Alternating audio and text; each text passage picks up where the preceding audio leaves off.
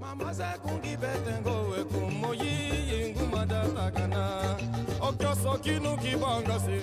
Manuele ngando mushisamye. Manuele.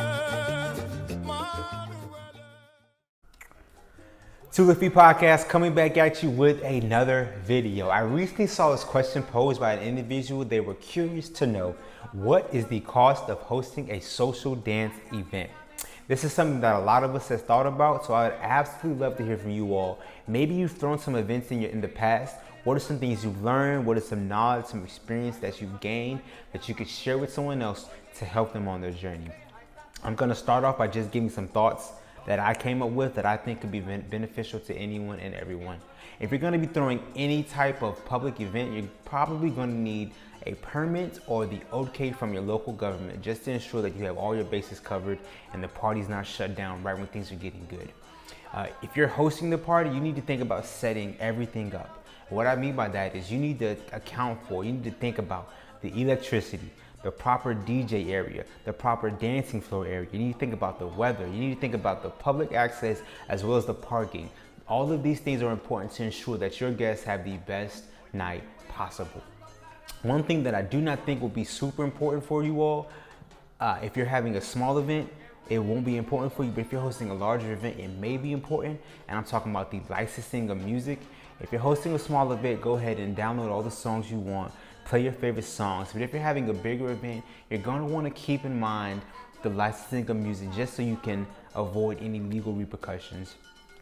If you're hosting the event at a bar, the bar may have a bar minimum or have you charge a cover. So this is something that you just need to think about. It needs to be worthwhile for the bar owner. Please keep that in mind. Some DJs do not have the proper sound equipment nor the proper lighting equipment. So in order for your night to be superb, you're gonna need a good sound system. So either the venue you're using or someone else can rent you the proper lighting and sound equipment, or you may just have that yourself, but you're gonna need to keep that in mind. A bad sound system ruins the night. That is super important.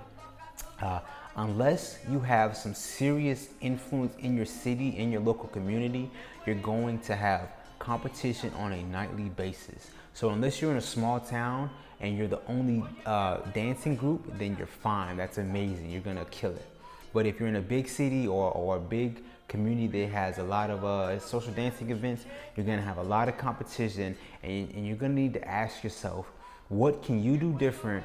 What can you do better? What can you offer that maybe the next event does not have?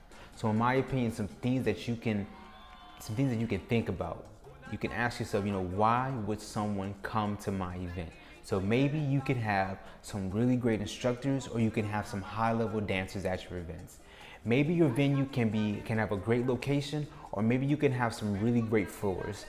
No one enjoys dancing on a shitty floor, so having a great floor can be hugely beneficial. Last but not least, if you're having issues getting people coming out to your events, maybe go to your local university and start the social dance group at that university. This is a great opportunity to get some new people to come in, and it's a great opportunity just to build and grow that relationship with the students, with the university. Wonderful opportunity. These are just some thoughts that I had on this topic. I would absolutely love to hear from you all. What are your thoughts and opinions on this?